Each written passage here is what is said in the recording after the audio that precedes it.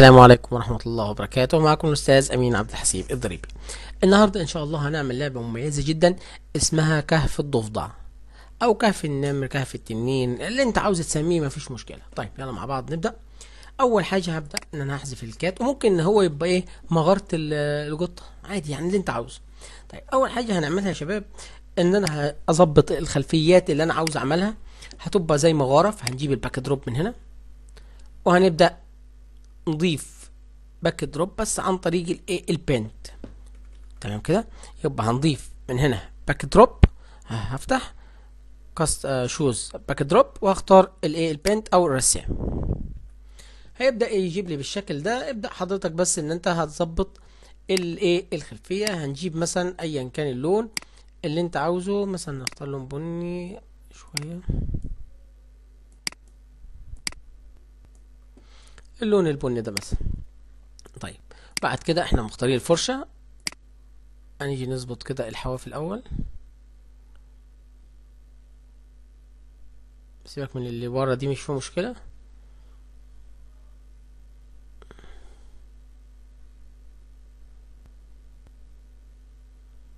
تمام، ادي اول حته، الحته اللي فوق.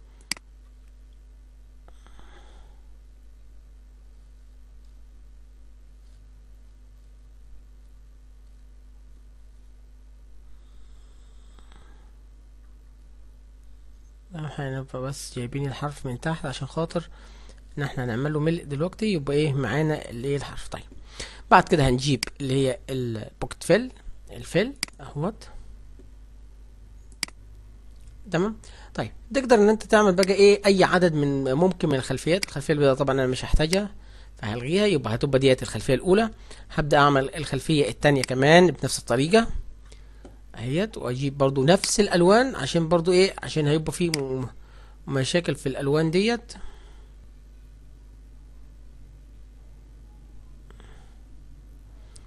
وطبعا انت بتصمم الخلفيه زي ما انت عاوز، يعني في خلفيات هتبقى فيها مستوى سهوله، في خلفيات هتبقى مستوى صعوبه اللي انت عاوزه. يعني بص،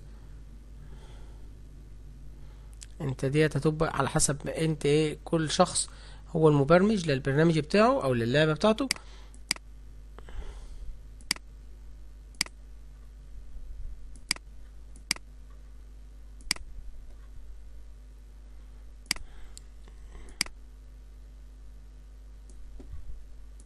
لازم تبقى متكافله كامله اهي. تمام. طبعا ممكن نحط هنا نجمه، نحط رسومات، كلام من ده زي ما انت عاوز. بس في حته صغيره، بس ان احنا هنضيف لبعض الخلفيات كمان معانا لون اخضر. لون اخضر في تحت في الفوق. ليه اللون الاخضر؟ عشان هنشوف ان احنا نقول له لو مثلا لمس اللون البني ايه اللي يحصل، طب لو لمس اللون الاخضر ايه اللي يحصل، وهكذا. تمام. هنضيف كمان كده بنت، كفايه واحد. احنا ممكن نضيف 20 50 70 اللي انت عاوزه ايا كان عدد الخلفيات. واحد يقول لي بس الخلفيات دي كده انت مش بتعمل مستوى صعوبة.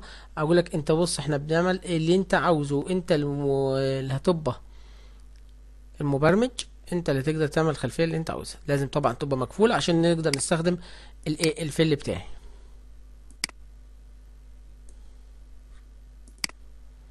لكن لو مفتوحة حتة مش يرضى يعمل اهيت.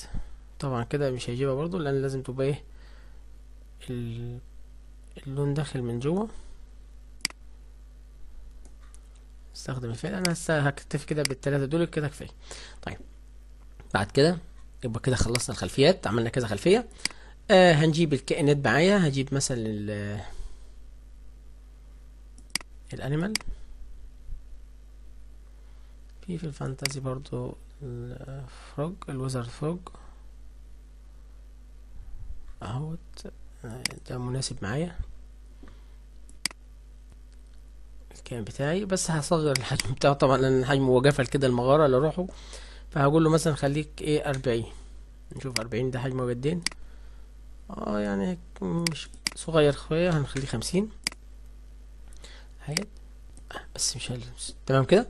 طيب بعد كده هنضيف كمان كائن بس عن طريق الرسم، وهنسميه مثلا جيم اوفر، نسميه لقد خسرت، نسميه يعني بص زي ما انت عاوز تسمي سمي. انا هجيب مثلا هنا حرف التي، ونجيب الاول رسمة كده منظر اي لون تاني غير البني بقى.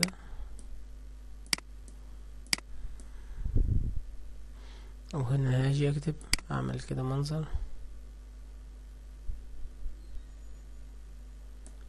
ادي هيت، واجيب اللون اهوت، واجيب التكست اختار مثلا لون تاني بقى.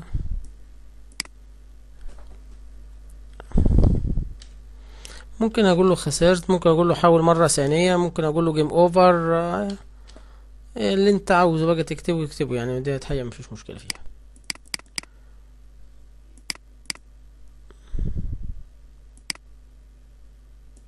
اللون مش واضح، هغير اللون طبعا لأي لون انت عاوزه.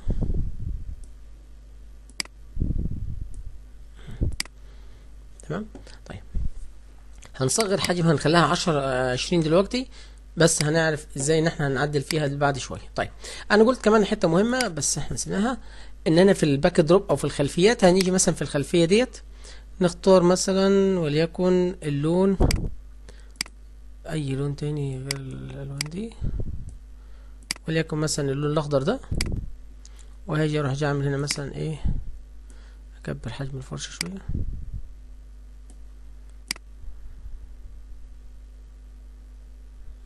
اعمل كده، اجي هنا اروح اعمل كده، اجي اروح اعمل هنا. طبعا لو في حته انت حاسس ان هي يعني ديت مثلا هتبقى صعب ان هي اعدي اصلا منها، او ما ينفعش اعدي منها، ممكن بالاستيكه كده اهو تروح جاي ماسك قشط منها حته، هبص هي هتتظبط منها روح.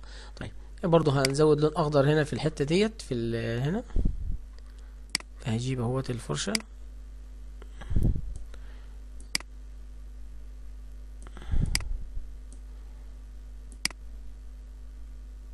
اي حاجه كده. تمام. طيب يلا بقى نبدا مع بعض البلوكسات والكود بتاعنا. هنبدا نشتغل على اللي هو الكائن الاساسي بتاعي اللي هو الفروج او الوزر فروج اللي عندي ده، ونشوف اول حاجه هنعمل ايه. اول بلوكس معايا يا شباب ان انا هاجي اقول له ان انا هيبقى عندي فيه هنا عدد محاولات. يعني انت هيبقى عندك عدد محاولات معين، اذا انت زدت عنه خسرت يعني كذا مره فهيبقى عندك عدد محاولات، اذا خسرت المحاولات ديت يبقى اللعبه انتهت. طيب يبقى هنا طالما في عدد محاولات متغير يبقى هنضيف طبعا variable، وهنيجي نقول make variable وهنسميه عدد المحاولات، واقول اوكي. طيب نبدا بقى اول كود بلوكس معايا، هقول له هنا عند لما نبدا يبقى وين كليك، لما ابدا هتخلي لي عدد المحاولات بتاعتي طبعا صفر لان انا لسه بادئ اللعبه، يبقى هقول له هنا set، افتح القائمه واقول له عدد المحاولات بصفر. طيب وخد بال حضرتك من حاجه كمان، انا عاوز مكاني اللي هو المكان بتاع البدء اللي انا بادئ منه يكون هنا. يعني ايه هنا؟ يعني بص هو مش لامس الحرف ده، ودي اهم حاجه خلي بالك، لازم يكون مش لامس. انا عاوزه يبقى الموقع بتاع البدايه يبقى هنا مثلا. طيب اظبط على كده طب اقول له ايه ازاي دي بقى؟ هنيجي هنا من الموشن وهتسحب حضرتك الامر اللي اسمه جو تو، مش تقول لي ان انا هاخد القيم اللي انت شايفها معايا في الفيديو دلوقتي، لا انت اسحب الجو تو زي ما هي موجوده، زي القيم الموجوده. ليه؟ دي هيبقى حسب الموقع بتاع الكائن الفروج بتاعك على الايه منطقه الشاشه بتاعتك. تمام. طيب كده اول حاجه يبقى انا قلت له هيبقى بدايه الكائن هيقف في المكان الفلاني، وان هو عدد المحاولات بصفر. طيب جو تو وين كليك، واقول له ان انت هتشتغل او هتتحرك بمقدار جدين، والاتجاه بتاعك هيبقى جدين. طبعا احنا ممكن نعدل الاتجاه من هنا من الديجري من دايركشن من اتجاه، او ممكن ان احنا نعملها من امر تاني. هيجي نقول هنا طبعا ده هيبقى فوريفر باستمرار، اول ما تيجي تشتغل اول شغل اللعبه هتبدا تتحرك معايا، بس انا هتحكم فيك بعد كده، هقول لك هتحكم فيك ازاي. هتبدا تشتغل بمقدار ايه موف، بمقدار ايه. يبقى انت اشتغلت بالاتجاهات او بالاسهم ماشي، ما اشتغلتش هو اوتوماتيك منه يروح هيبدا ايه يتحرك. يعني اول ما اضغط كده جو هو المفروض ايه يبدا ايه بص كده بدا يسحب او بدا يتحرك. انا طبعا ممكن احط نيكست كاستم واخلي الضفدع ده يبدا يجيب لي المظهر الثاني معاه، بس انا خايف ان ممكن الضفدع يجي يفرد ايده مثلا يروح خبط في الايه حاجه يروح مخسر. طيب وهنيجي تاني كمان نقول له البوينت دايركشن 90، سواء نظبط الاتجاه من هنا او من هنا ل2 1. عشان يفضل ايه بزاويه قايمه كده واقف كده، مش يبدا ايه يلف على روح او كده. تمام. طيب بعد كده هنيجي نقول له على حكايه اللمس. انت قلت لي هنا ان هو ممكن يلمس، صح كده؟ قلت لي ان انا عندي حاجتين، لونين في الشكل اللي قدامي. في عندي اللون اللي هو البني او اللون اللي موجود ده، واللون الاخضر. فهقول له هنا ادي فنت وين. طبعا احتمال ان هو يلمس اكتر من مره، فبالتالي يبقى فوريفر. لو لمس يبقى اف. لمس يبقى هنجيبها منين؟ من السنسنج. تمام. ونقول له تاتشنج، بس هو تاتشنج كلر.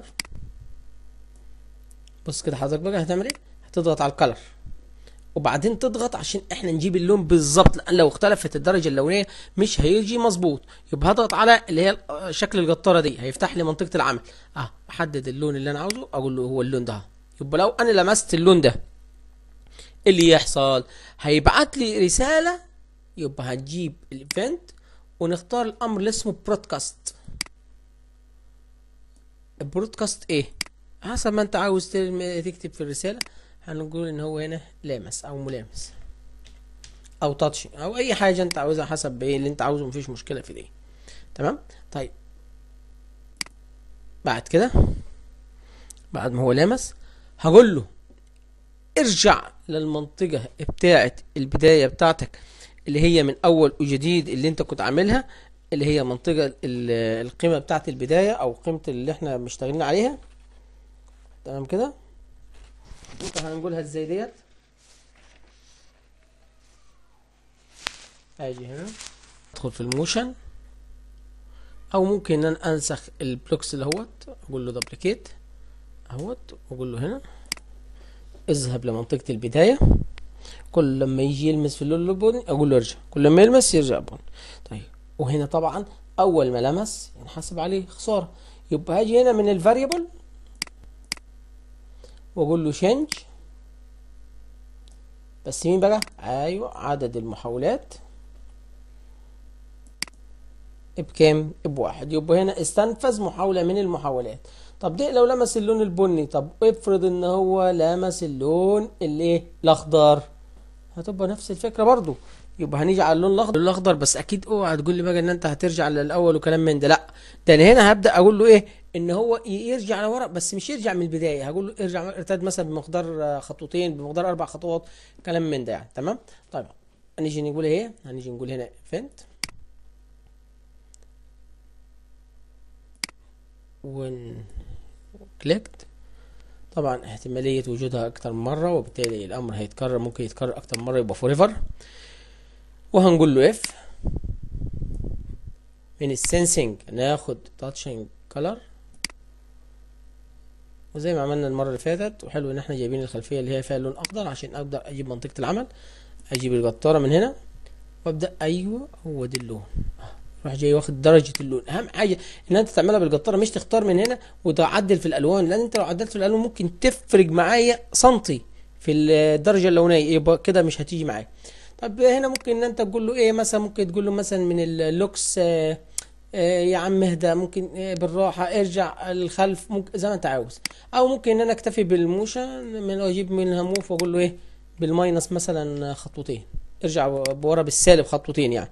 تمام. يبقى هنا انا لو لمست اللي هو البني هيبدأ يرجع من البداية، لو انا لمست اللون الاخضر يرجع خطوتين بس. نكمل. انا كده قلت ان انا ممكن المس البني والمس الاخضر. في احتمال تاني؟ طبعا. هو انت مش المفروض ان انت تعبر كده من هنا وتلمس هنا في النهايه في اللي هي الحافه اللي الناحيه دي؟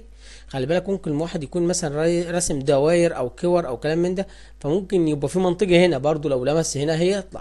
فهقول له لو افرض ان هو لمس الحافه، مش انت راسم اكتر من خلفيه؟ انا راسم اكتر من خلفيه عشان خاطر ديت. يبقى هنا هنقول برضو اللي هو الايفنت،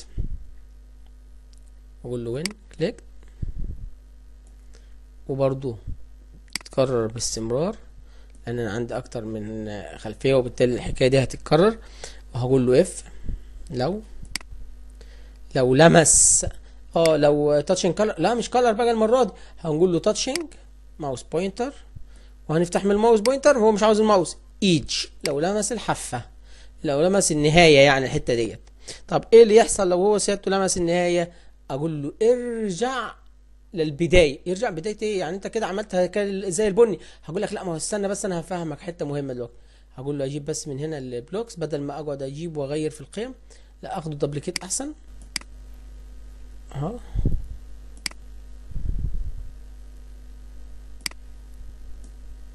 نزل كده تحت البلوكس اهوت.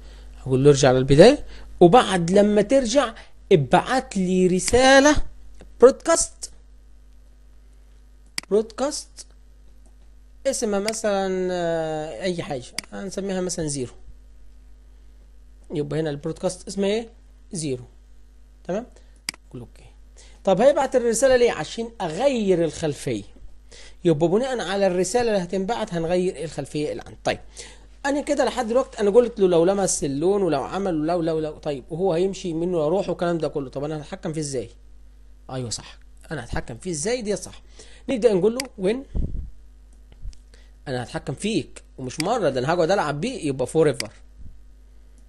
طيب اقول له لو انا هتحكم في بايه. بص يا شباب، احنا بنتحكم في اللعب اما ان انا عن طريق الماوس بوينتر، ان هو يمشي مع الماوس يعني مع حركه الماوس. وطبعا ديت يعني هتبقى فيها مشكله ان انت لازم تظبط ايدك ان انت على طول، لان انت اي حركه بالماوس هتضيع اللعب.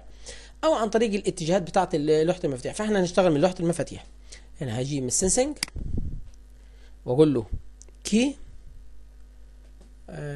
كي رايت مثلا او كي سبيس. هاجي اقول له هنا مثلا لو انا ضغطت على مثلا ايه الرايت اليمين عشان يطلع لقدام يعني. طب ايه اللي يحصل لما يمشي اليمين؟ هنقول له طبعا اليمين هيبقى يمشي او يتحرك لقدام بمقدار يبقى شنج اكس.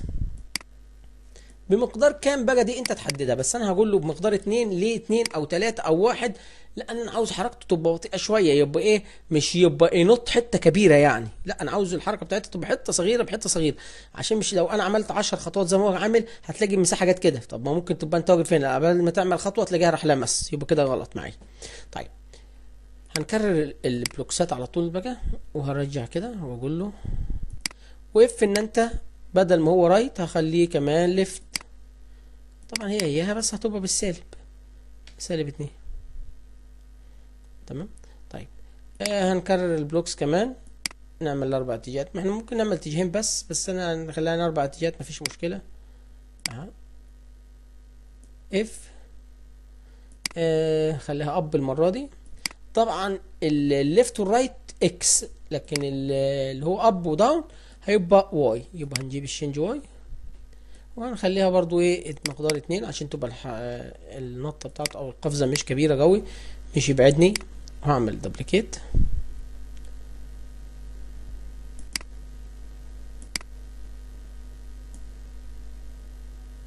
واقول له هنا بدل اب اقول له داون.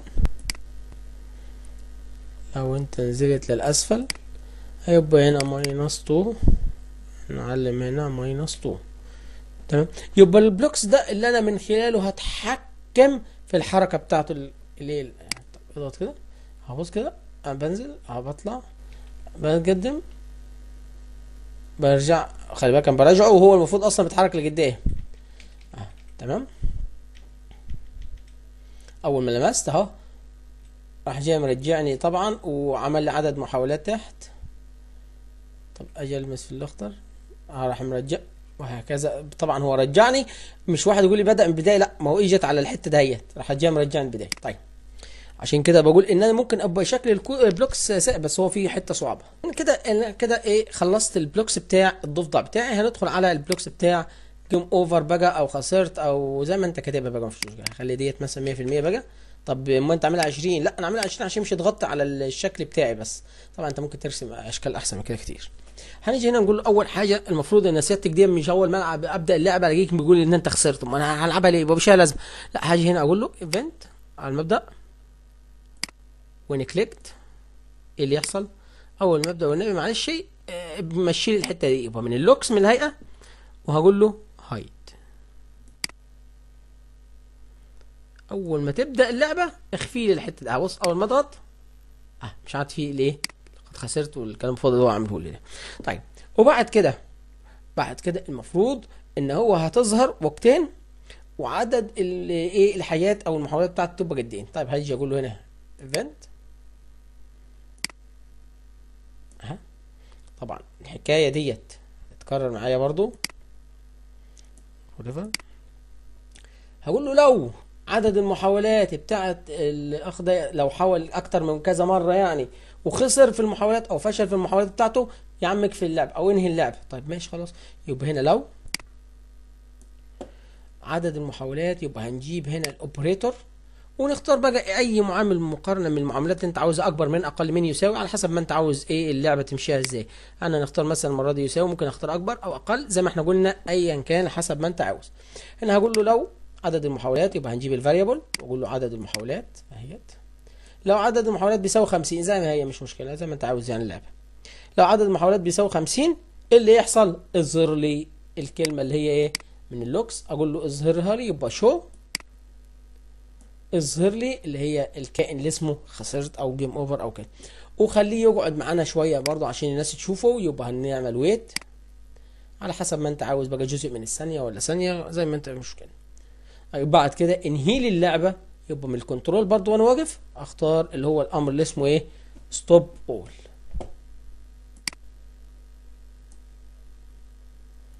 تمام. يبقى ادي البلوكس الاولاني اهو اخفيه وبعدين اهيت هنا. طيب هو انت مش ملاحظ ان احنا لحد دلوقتي ما قلناش طيب بالنسبه للخلفيات مش هنعمل بقى نيكست كاستم عشان الخلفيه تنتجل ولا ايه؟ احنا كده الخلفيات عمرها ما هتنتجل صح؟ نشوف البلوكس بتاع الخلفيه. ندخل في الباك دروب ونجيب اول خلفيه، اقول اول بلوكس معايا ايفنت. انا كنت بعت لك رساله بقول لك برودكاست زيرو، فاكرها؟ اقول له اقول له طب هنا وين اي ريسيف، لما تستلم الريسيف بتاعت الايه الزيرو بتاعت البرودكاست المسج، لما تستلمها تعمل ايه؟ اقول له اوتوماتيك من اللوكس هنا اعمل لي نيكست باك دروب. يبقى اول ما تستلم ان هو وصل للنهايه اعمل له نيكست باك دروب. طيب وايه كمان؟ قال لي كمان ان انا عاوز كل مره ابدا اللعبه ابدا من الخلفيه الاولى اللي عندي ديت. ندخل باك دروب انا عاوزها تبدا دي. شوف احنا واقفين، هو واقف دلوقتي على الثلاث، اقول له لا يا عم انا عاوز كل ما نبدا اللعبه نبدا من هنا. طيب يبقى نجيب الكود، هقول له هنا وين كليك، لما اضغط على وين فلاج كليكت، لما اضغط على ده يبدا من اللوكس يتنقل سويتش باك دروب كام 1 ولا 2. احنا نشوف اسمها ايه الاول عشان ممكن تبقى متسمي هنا مكتوبه اسمها عندي 2. ممكن لو انت عاوز 1 تجيب 1 هنا، لو انت عاوزها 2 يبقى هي زي ما هي 2. تمام كده يبقى مفيش مشكله. طيب في حته كمان لذيذه خالص اللي هي ممكن ان انا اقول له برضو when clicked forever واجيب له ساوند، احط له بقى موسيقى، اعمل له ارفع له موسيقى من الساوند من هنا واختار ابلود ساوند لو انا عاوز اعمل موسيقى تصويريه او موسيقى يعني حاجه كده للعبه معينه. طبعا اللعبه هنا انا مختار اصلا الكائن بتاعي فروج، فانا عندي الصوت بتاعه مناسب اللي هو البوب بوب بوب بوب ده وهكذا. تمام. يبقى كده يبدا يمشي معايا اللعبه. طبعا انتوا سامعين الصوت. طبعا انا لما بضغط على البتاع اهوت انا عاوز بس بص كده نقل معايا بدأ يحسب عدد المحاولات وكل حاجه. طيب في هنا حته بس مهمه خالص، ايه هي؟ انا كده خلصت البلوكس، بس في حته صغيره هقول لحضراتكم. انت لو انت جيت واحسن وانت بتبدا اللعبه ووقفت الكائن بتاعك كده قلت لا يا عم انا هبدا اللعبه هخلي نصه ظاهر ونصه مخفي كده، يعني اقول لك غلط 100%. ليه؟ لان انت هنا هتيجي تقول له في بلوكس من البلوكسات اهوت اللي قدامنا ده، بتقول له هنا if touching each، لو انت لمست الحافه ابدا من البدايه وابعت رساله، صح كده؟ انت عارف معنى كده ايه؟ هتبص تلاقيك كل لما تيجي اول ما تيجي تبدا اللعبه وتضغط على الجو هنا هتبص تلاقي الخلفيات تبدا تقلب معاك تقلب معاك تعمل نكست نكست نكست نكست نكست وتبص تلاقي يقول لك ايه؟ جيم اوفر، يعني ما لعبتش ولا حركت حاجه. هقول لك ايوه ما هي ديت، ما هي الحته ديت تعتبر ايه؟ الحته ديت تعتبر حافه. ما هو الحافه عباره عن ايه؟ عباره عن المستطيل ده كلهاته اللي هو المنصه بتاعي ده، الستيج دي كلها حافه. تمام كده؟ اتمنى يكون المشروع عجب حضراتكم. لو عجبك المشروع ما تنساش تعمل لايك، سبسكرايب، تشترك معنا في القناه وتفعل زر الجرس ليصلك منا كل جديد، وتشارك الفيديو وأتمنى دعوة بظاهر الغيب. شكرا لحضراتكم، والسلام عليكم ورحمة الله وبركاته.